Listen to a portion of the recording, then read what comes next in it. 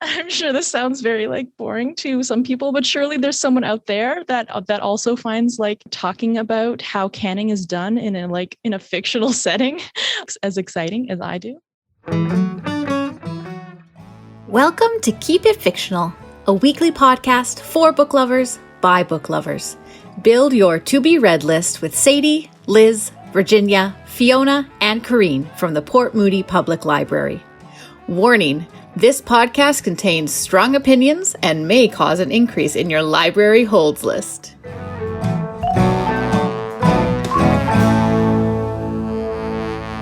Welcome back to Keep It Fictional, a podcast from the Port Moody Public Library. Dear listener, I hate to inform you if you have not yet heard the news, but the world is ending. Liz is leaving, the ultimate apocalypse scenario. While she goes on maternity leave, we will be forced to traverse the barren wastelands of Keep It Fictional and the rigors of librarianship without her calming ASMR to keep us sane. Next time you see us, we may be changed people. And that's also what we decided to base this episode around, not necessarily with the thought that this would be Liz's last episode. Unrelated, although equally apocalyptic scenarios in my mind. So Tales of the Apocalypse, they can take many forms. Many stories focused on a society destroyed, wiped out by aliens or natural disasters or world wars or plagues. Others present a dystopian view of life in a society that may be mutated after a collapse. Post-apocalyptic stories can focus on different aspects of life. They can incorporate different genre. Some are fast-paced adventures. Some are maybe speculative or philosophical works. Some might be political thrillers. Some might be about finding love or family in a world where you have to fight to survive. It's a very human genre, in my opinion, which likes to ruminate on sort of the sins and virtues of the world, sometimes focusing maybe more on one than the other. But at heart, they are reflections of the anxieties that we feel about the future, and in part how we respond to these anxieties as a people. You can generally look at trends in post-apocalyptic, dystopian, or horror narratives to get a sense of what scared people at a time. For instance, I've seen papers discussing the connection between not books and movies, but Saw franchise and suffering in post-9/11, in the post-9/11 world, or many alien invasion stories like Invasion of the Body Snatchers. I'm trying to think of some of the books that would have gone along with it, can be linked to fears about Cold War spies infiltrating America. So post-apocalyptic fiction is a responsive genre both to the things that we're scared about in the world, the things that we're scared about in ourselves, and how we want to tackle them. It's a genre that you can feel a lot of different emotions connected to. There might be hope, there might be despair, there might be almost anything you can imagine. I'm sure there is a post-apocalyptic story that can bring that out.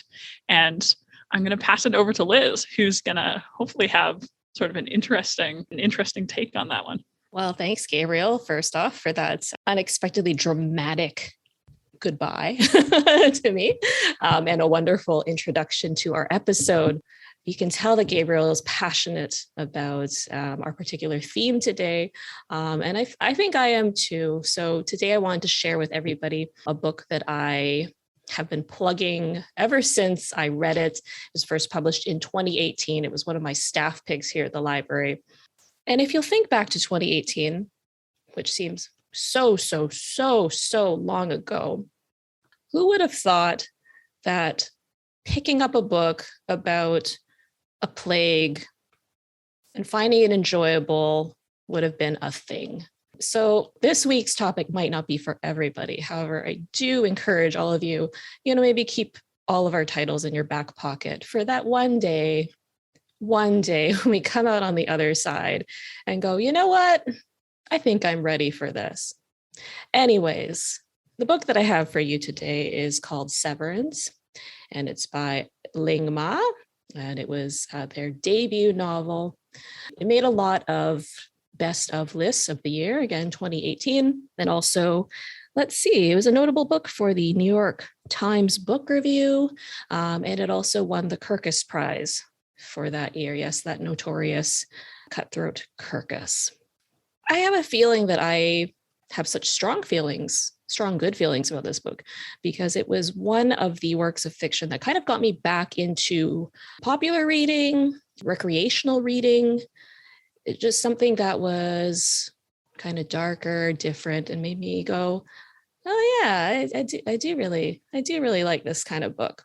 So that's where we kind of spiraled to where we are today. Anyhow, our book opens with us meeting Candace Chen. She is a 20-something working in Manhattan for a publishing company, specifically dealing with Bibles. It doesn't matter to her what the content of what she's publishing is. It's a job to her. And if there's any fault that she has, it is that she is a workaholic. She loves routine to the point where not even a plague can break her of that routine, at least not at first. So Shen fever has spread across the world and brings life as they know it to a halt. Apparently, there is no cure for this, and there are some people who are immune to it, although most people are not. What causes Shen fever, that's uncertain, but what it causes to happen is that the infected repeat actions ad nauseum. Basically, they will do certain things repetitively in an endless loop until they expire, until they die. So for example, you might have a homemaker who enjoys vacuuming, and they will vacuum and vacuum and vacuum, and it doesn't matter if the power's gone out or the vacuum's falling apart. They will just keep pushing that thing around until they literally collapse and die. So yeah, not a great way to see your last days, I would think.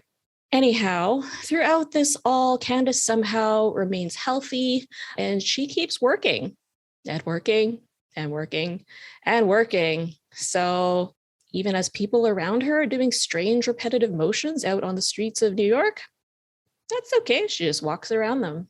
Even when the subway stops running, that's okay. She'll find a cabbie who's not infected. Even when the elevator in the high-rise office building that she works at is no longer serviceable or can't be serviced because there's nobody to call for service anymore, she will trudge up those stairs and make the most of her day at the office. What really helps is that she has been offered a hefty financial contract to indeed keep working because it looks good to the customer. It looks good if there's actually a human person somewhere to take the publishing house's calls and queries. But as you guessed, pretty soon she's the only one left, not just in the office, but it seems in the company in general. She starts to realize that, management is not getting back to me about any emails. I can't seem to reach anybody by phone. Yeah, I guess I'm the only immune person left in the entire company. Anyways, by this point, her entire routine is thrown because what is she gonna do, right? Nobody to work for and nobody to work with. So she decides to leave Manhattan and eventually connects with another group of survivors. Now, this ragtag bunch is headed to what they call the facility.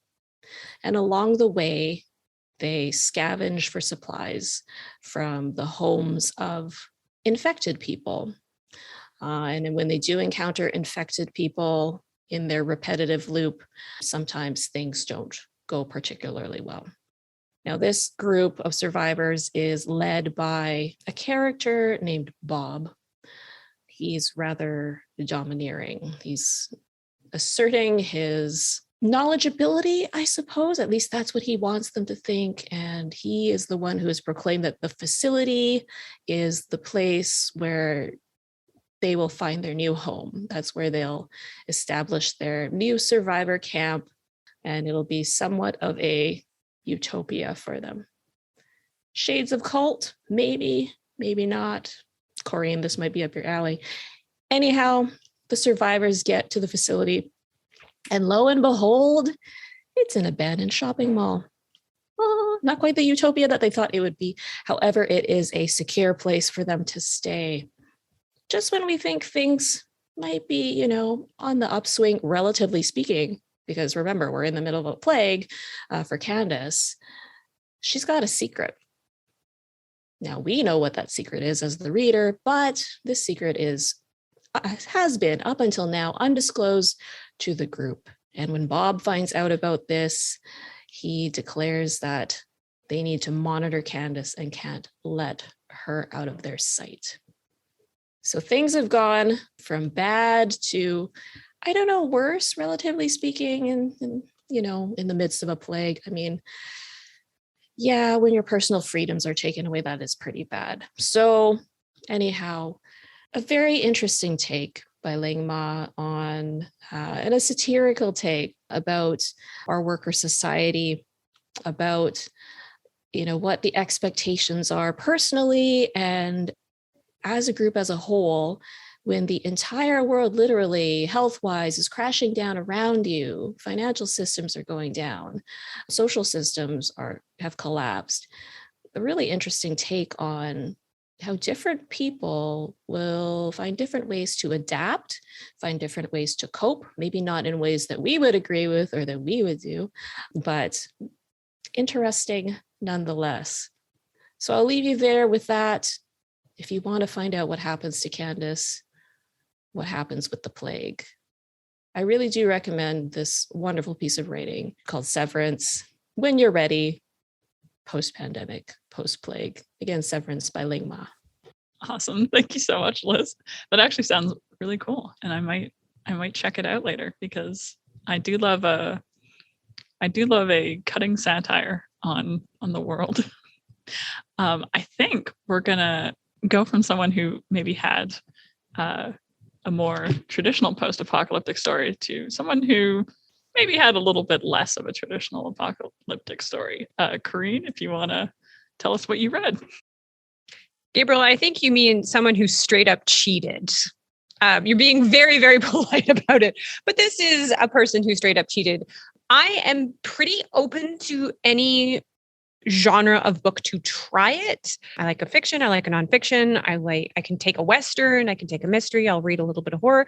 But one thing that I full stop do not read is apocalyptic or post-apocalyptic fiction at all. I never pick it up. If I see that it is, I gently place it in a box and then I close the box and then I bury the box in the basement and I never go looking for that box. I erase all thought of that box. Yeah, so this was a challenge for me. I hate this genre. With every cell in my being, I dislike it. My particular brand of anxiety is that I can't handle this. It sends me into a total tailspin that I cannot get out of because it just makes me too anxious. So I maybe cheated a little to find a book, and I chose to kind of maybe from Liz's, which is like the apocalyptic sides of capitalism. And the apocalypse that is capitalism is what I went for. So I chose a book that probably actually is current and is happening and is a situation that is happening to certain people, but maybe that we don't see or that we don't always recognize is happening and is the result of our own actions. One of the most powerful scenes of this particular book is there is a mother who has recently kind of moved to a new area after their father has been sent to a re-education camp. And so she is alone with her 14-year-old son, who's named Bug-Eye, who's a bit of a punk. He got his nickname from a police officer who was saying, "Look here, you little bug-eyed punk, get out of here." And he thought, that's a cool name. That's a really cool, street nickname. And so he calls himself Bug-Eye, and he and his mother have been kind of lured to this area by the promise of somewhere to live and promise of things to eat and maybe to be able to make some money because with their father gone, the mother hasn't been able to make ends meet at the flower store. And so was kind of at loose ends. And when someone said, well, we can take you to a place where you could be fed, where you could have a home and where you could make some money for you and your son, the mother leaps at the chance, gets on this truck and is taken out of the city of Seoul to the outskirts of a place called Flower Island. And as they come into Flower Island, the first thing that Bug-Eye notices is the smell, the stench, the rot, It is an island fully composed of garbage. Towers and mountains and piles of garbage, all of it being shipped out of the city of Seoul to the outskirts, where 2,000 people make their lives, their livelihood, and their homes in this slum. And as the mother is kind of standing, looking around, seeing their new house that's hastily cobbled together, made out of cardboard and plastic, the son is upset. He doesn't understand how he went from the city of beauty, a modern city, to this garbage dump. And the mother turns and looks at him and says, "People live here just like anywhere else." So this is the story of a place that is filled with things used up and tossed aside, things people have grown tired of, and things that were no longer of use to anyone. And the people that live here were likewise discards and outcasts driven from the city. So this is the book Familiar Things by Hwang Sok-yong, who is one of Korea's most famous modern authors. It was translated by Sora Kim Russell, and it is the story. It's a little bit of magical realism. It is a little bit of a dystopia. I don't know that it is entirely accurate, but it is probably accurate to a lot of people's lived experience. And it is the story of Bug-Eye, who, when him and his mother start to live in Flower Island, they are the people that sort through all the garbage that comes out of the city looking for half-eaten food or expired instant noodle packages that they can still eat, or they pull out metals and plastics that can be sent to go and be recycled. And it is the story of this kind of like little micro community of people that have their own rituals, that have their own lives, that have their own dignity, and who kind of make their living on the garbage created from other people. It is a little bit of magical realism, as Bug-Eye and his mother are kind of taken in by Baron and his son named Bald Spot. All the kids have excellent nicknames. Bald Spot, who has a little patch of missing hair from a burn that he suffered when he was a child, who kind of initiates Bug-Eye into the world of Flower Island, but also the mysterious spirits that inhabit it. These kind of strange goblin ghosts from the past that can perhaps lead to their safety, or to be kind of like a savior to them, or maybe leading them to destruction. It is a beautifully written, sparse story. You're going to cry so much, which I think is a hallmark of post-apocalyptic fiction, is that you're going to cry, you're going to feel things. And so I felt a lot of things about this book. It is about, as kind of you said, Dominic, it is about the resilience of the human experience, of the human soul, to kind of make ends meet no matter what situation you happen to be in. And I think that this is a very, very beautiful example of that. And all of this Flower Island, this garbage, this society, is what the author refers to as the hell that we have created. And I feel like a lot of apocalyptic fiction also draws on that a lot of these disasters are things that we have in many ways brought upon ourselves by not understanding the consequences of our own actions or our own consumerism. So I'm going to say it counts. If you're looking to enjoy more Korean literature and translation, I would definitely recommend Interlibrary loaning this very fantastic book. And did I pick it up because it was on RM of BTS's reading list? Yes, I did. Awesome. I mean, I think that's a really interesting story. And even if it's maybe not the traditional post-apocalyptic thing that we were thinking of, I mean, I think there's a lot of really important thoughts there.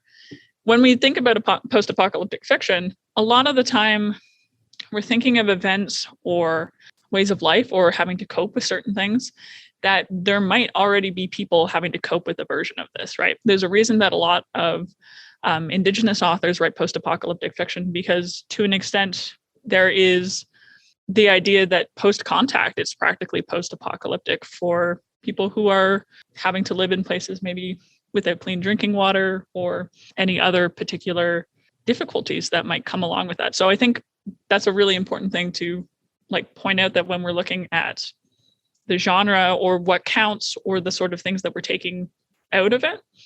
There might be people who are living with this right now, or there might be people who are living with something that could be worse or that might be brought on from other things. So living in kind of like a trash island, while maybe not a traditional form, I still think brings up the same important philosophical questions that some of the other post-apocalyptic fiction that I would normally think of does. So I would say that is a really interesting take and also a really important take. So thank you, Corinne. I'm going to send it over to Virginia to see what she picked out this week.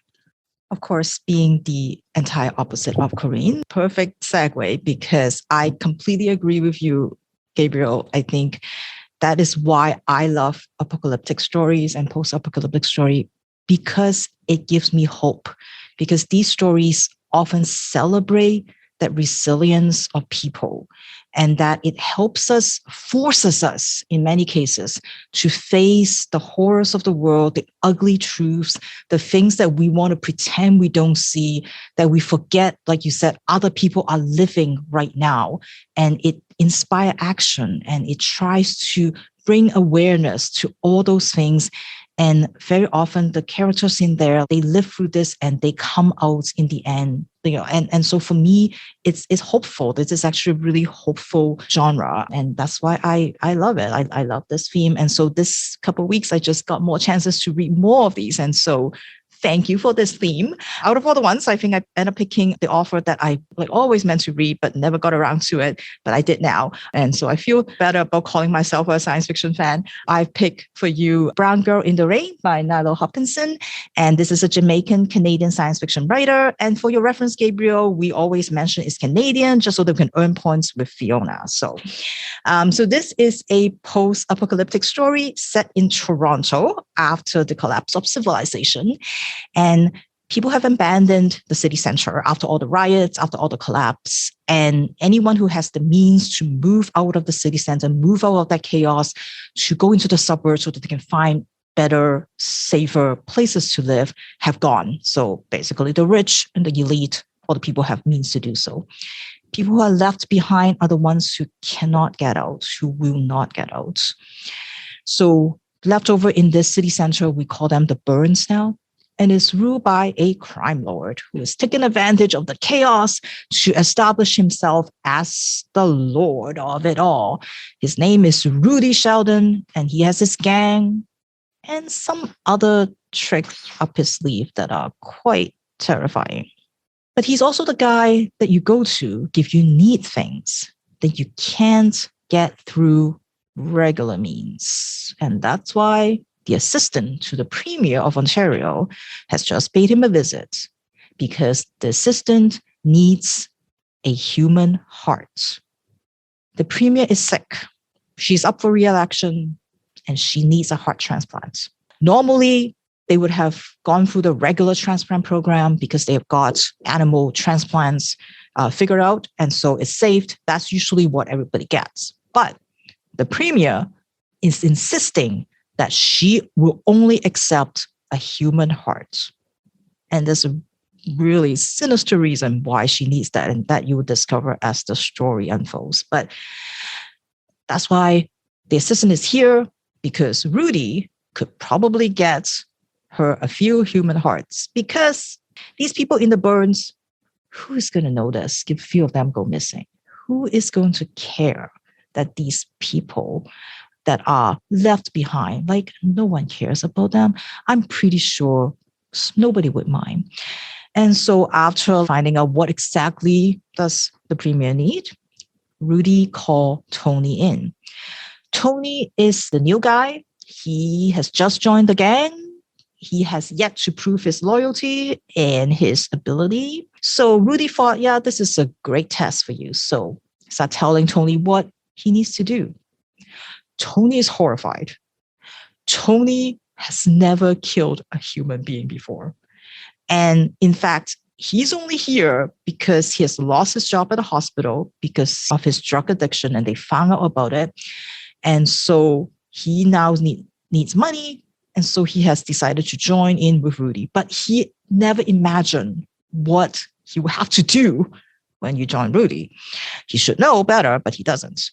So now he is stuck with trying to figure out how to get a heart. And he realizes that, you know what?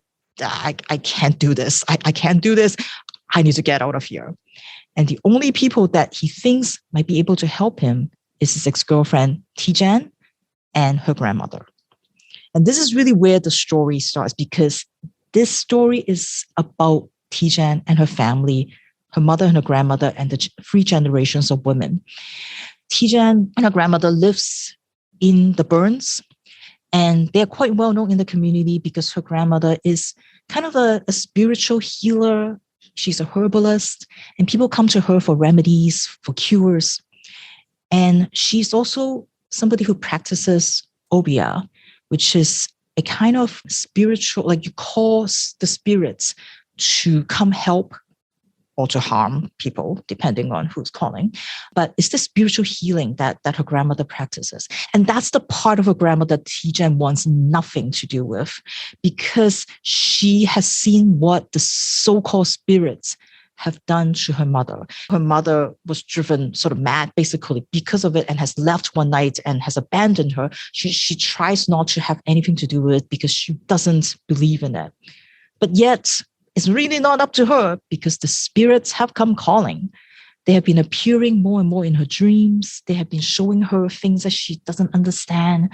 And sometimes when she looks at people, she can see the future. She can see things that happen to them in the future. And she's trying really hard to ignore all the signs that something is different about her family. And then, of course, here it is, Tony at her doorstep, trying to ask for help because he thinks that maybe her grandmother can do something to help him get out of the city. Maybe they can help him, maybe turn him invisible so that he can leave without getting detected by Rudy and his gang. And her grandmother is trying to push Tony out because her grandmother knows that Tony is no good for her granddaughter. She doesn't want to help her. But deep down, Tijan still feels a little bit for Tony. She might still loves him a little bit. And it's also that Tony is her baby's father. Tony doesn't know that. Tijan is trying to keep this a secret, doesn't want to tell Tony about it.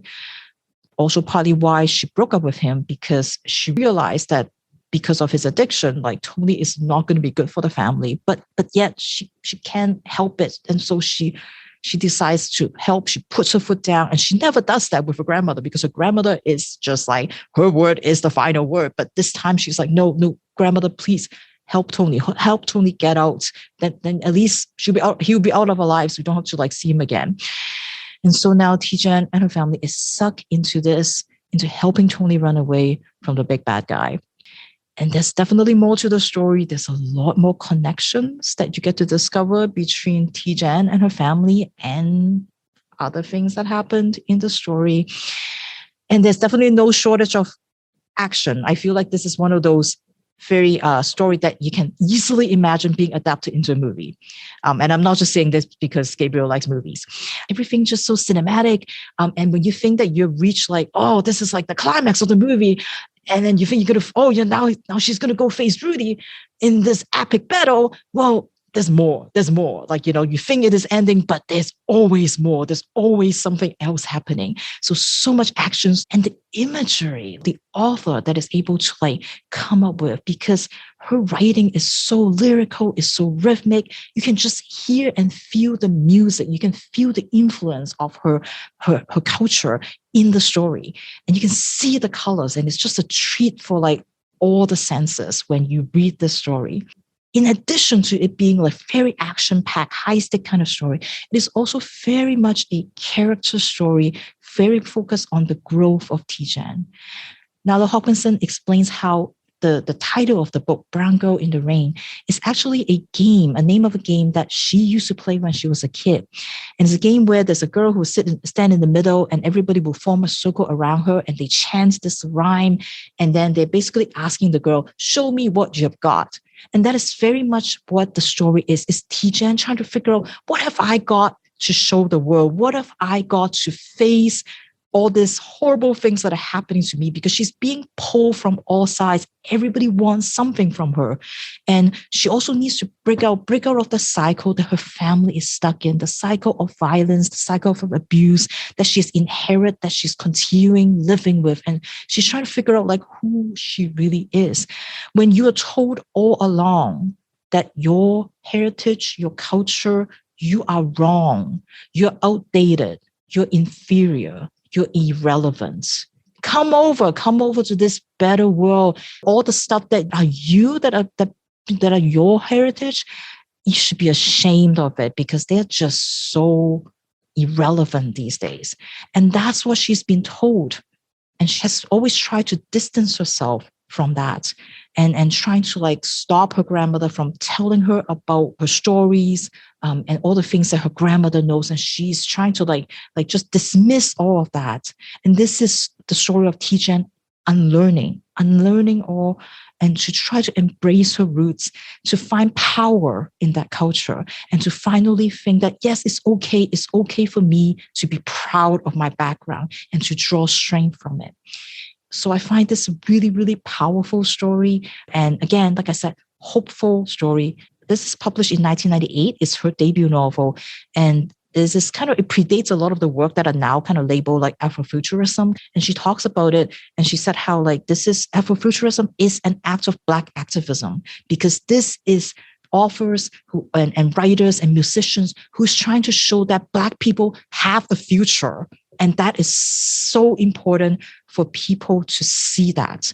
And so I highly encourage you to pick up this book. And I can't wait to read more books by Nalo Hopkinson too. So this is Brown Girl in the Rain by Nalo Hopkinson. That sounds amazing. That is definitely something that I think I'm going to put on my to read list almost immediately. As someone who I've seen different elements that I don't know if it was maybe inspired by or it's just potentially like a theme that's come up in other post-apocalyptic stuff I've seen. I've definitely seen the movie Repo far too many times, or Repo the Genetic Opera, I should specify, not the one with Jude Law.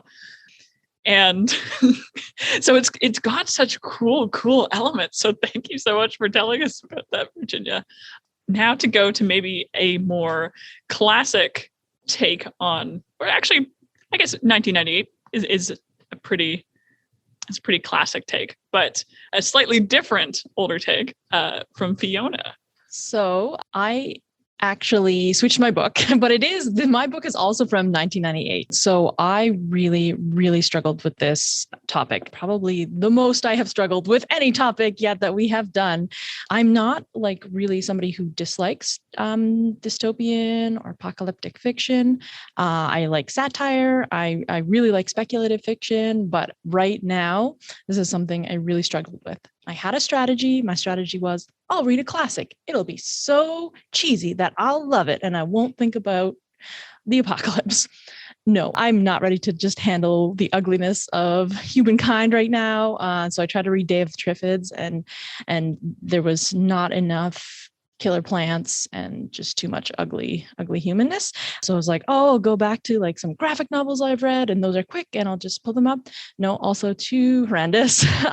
So I did settle on a book I read a while ago and loved with a caveat that I'll tell you about, which is very much like an understated apocalyptic book that at the time is from 1998. So YA wasn't so much of a thing, but now would probably fit into that genre.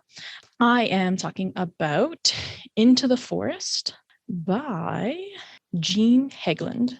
This is a book about two sisters, Nell and Eva. And Nell has just gotten into Harvard, and Eva is a very dedicated dancer and is planning to go to, I can't remember if it's Juilliard, but like some very great dance school, and they reside in Northern California. So it has that nice kind of familiar environment that we live in. And, they are like most teens who who are becoming adults, except for maybe a few things. They're homeschooled. They live out on the outskirts of town in like a little bit of a homestead with their kind of hippy dippy parents. So they kind of feel like outsiders despite being, like fairly normal teens. This is a very understated apocalyptic novel in that it is about this family's experience, which I really appreciated, not having to read about like everything that happens in the world with the collapse of society. We see it through their eyes, something we've experienced of, you go to the grocery store and there's not as many things on the shelves and it kind of deteriorates from there. And there are some other characters. There's a group of teens that Nell falls in with, but they all sort of scatter as the world starts to deteriorate. And Nell and her sister and her father, because they've lost their mother to cancer somewhat recently, they are not able to come into town to visit as much because the price of gas has soared. Soon into the novel, an accident happens and their father passes away. So now it is just the two sisters on their own dealing with the deterioration of society and the lack of resources. They do an audit of what is in their garage. They only have one tank of gas, and the sisters are split on how they want to use that. Ava is desperate to have music, to dance as much as she can, and she wants the power on so that she can dance, even if it's just for an hour. Nell is more practical and knows that they should keep the gas for an emergency. It's really a beautiful story about their relationship and how close they are sometimes and how distant they are in other times, their inability to reach through their own issues and communicate with each other and support each other at times. It's very much a coming of age. And what I really liked about it was the survivalist aspect. So they start canning things. And for me, that's like just something I love. It's like, let's use our resources as best we can. Let's plant a garden. Like sort of like Virginia was talking about, like learning to thrive. And obviously that's an up and a down experience in an apocalypse. Sometimes you succeed, sometimes everything you canned goes off. I'm sure this sounds very like boring to some people, but surely there's someone out there that also finds like talking about how canning is done in a fictional setting as exciting as I do. So there is another character, as one reviewer suggested, which is the woods. So, we have the relationship between these two sisters, but also their relationship to the woods and to nature, and this kind of back and forth about whether they can trust it and depend on it. One of the things I loved about this was it was about the survival aspect and less about the ugliness of people, because they live out of the way. They don't come into contact with people very often. But there were some scenes near the end, and there's a rape scene that I want to just let you know about, and where that ugliness is very much brought into center, which I struggled with. And this whole book was very much like a 5 for me. I was loving it. I just sank into it. It has the most beautiful lyrical words that you just identify with at every moment. But there was a scene of incest that took it down from a 5 to me to a 3.5. So if that's kind of like a big no for you, like it is for me, just a heads up that may affect your enjoyment of the book. It was so unfortunate because it's just such a beautiful, understated book that kind of like is both slow paced, but is also kind of keeping you guessing at every turn, which for me, I read it in print, which, as you know, is not something that I usually dive into in that way, but it was for me, when am I going to be home so I can sit on the couch and get absorbed into this book? And I think for like 1998, it holds up very well. So that is Into the Forest by Jean Hegland, and maybe a little bit of a softer apocalyptic book, if that is what you're looking for. That is a very unique sounding story, which is kind of cool. I have a feeling that a lot of it would really like shine through in that lyrical way that you had described the prose. It sounds like one of those things that maybe is hard to describe to people until you've actually read it, and you just sort of have to say, like, trust me, which is sometimes how I feel when I'm trying to recommend certain things. I read something that was pretty different from that, I would say. So if that was a slow-paced book, this is not a slow-paced book. I read Dread Nation by Justina Ireland. So this is very much an action book. This is an action young adult novel. So it is set in the Reconstruction period in a post-Civil War South, and it never stops moving. So Jane is a young Black girl born to the white mistress of a plantation in Kentucky. She was actually born on the day that the fields of dead soldiers began to rise up in Gettysburg and infect the living. She had to grow up in a world where they erected barbed wire fences around the plantation to keep everyone safe from shamblers, which is what they call zombies in this, that wandered by their walls. She has a encounter fairly young in which she watches one of her close friends be eaten alive after poor Zeke had unwisely decided to poke at it, which is a hard lesson to learn when you are probably around 10. They were quite young. And so when she came of age, Jane was shipped off to Miss Preston's school to become an attendant. So attendants are Black girls that function as both bodyguards and kind of ladies in waiting for the rich white women in America, especially in the South, but it's also implied that there's at least some form of it in the North as well. You spend some time in the beginning with Jane while she is being measured in both her fighting prowess and her inability to conform to society's expectations for her etiquette, both of which are necessary for employment. I think that especially for a lot of young adult stuff where it's kind of like, oh, I've been shipped off to a boarding school, and then there might be an element of maybe the interesting dynamics between different girls, like an all-girls boarding school. This is a very fun take on it because it's both, oh, I'm being trained in scythe combat, and also what cutlery is used for what. And so it's kind of a fun juxtaposition in that sense. After getting on the bad side of a corrupt mayor, she's sent to a town with a hidden conspiracy that's up to her and Catherine, one of the other girls, to solve.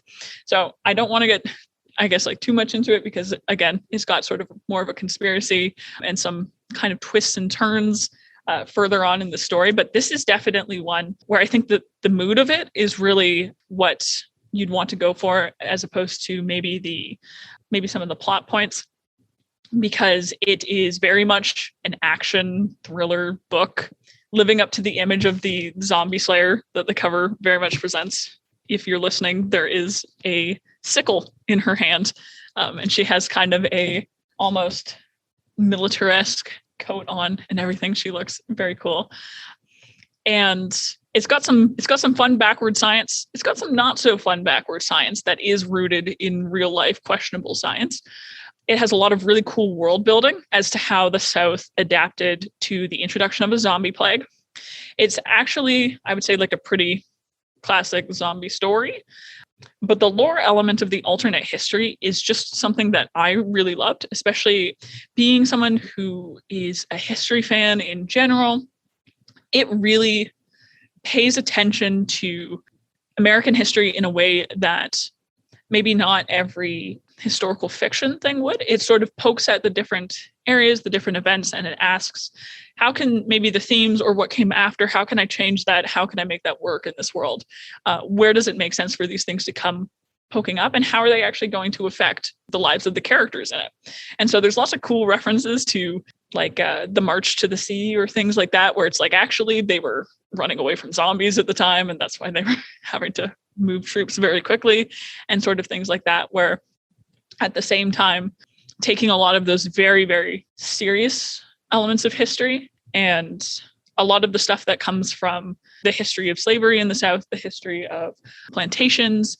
And one thing that's, I would say, examined, maybe not in depth, but quite definitely sort of touches on it, is the idea of taking young folks of color and putting them in a school. So in Canada, we would call them residential schools, but that idea of like re-education And the idea that there are some bodies in this universe that are being used to protect other bodies and sort of the politics of that. And I'd say that it's dealt with quite well. It's dealt with in a very sort of nuanced way that you don't always expect a young adult thing to do. Justina Ireland, I believe, is an activist as well. I don't know her too much. And when I was trying to look up stuff, there were various things that came up. And so I don't really want to say too much about her, but I know that she is someone who is known for doing this kind of work even outside of her writing. And looking at even like the characters, Jane and Catherine, they're both they're probably one of the main reasons to read it because they're both very well developed, I would say. Maybe don't have as much of an arc as I would have liked for them. They don't do as much growth as I would normally like. I think they kind of almost come out first page fully formed, which is nice in some ways because it is a good fully formed character. They have kind of an interesting rivalry turned friendship.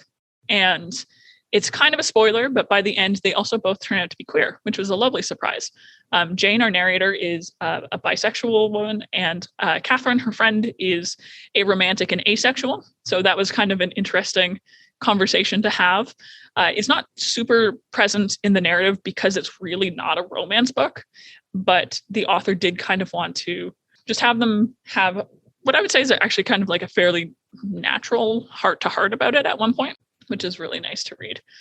The book definitely loves its history, loves to play around in it, isn't afraid to show how similar modern day America is to that of Reconstruction. Even the zombies aren't something that super takes away from, I think, that message. And the other thing that I would say, which might make or break it for you, is that I don't think it is possible to read this book in a non-Southern accent. The main character has a lot of very strong opinions. Like I said, she's a very well-developed character, very well-formed, which means that it is impossible not to read it in a Kentucky accent. So if that's something you think might throw you off, just keep that in mind. I would still encourage you to try it out, but I was definitely thinking in a drawl for the rest of the day when I was trying to read this. There's also a second book out in the series. So I think that one came out fairly recently.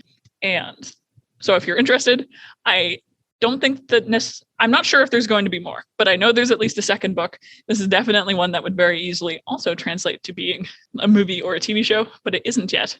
And because I would be amiss without mentioning it, here is my video game recommendation, not based on Dread Nation, but based on a post-apocalyptic fiction. So we had an interesting conversation about this before the podcast started, but my recommendation is Death Stranding by Hideo Kojima.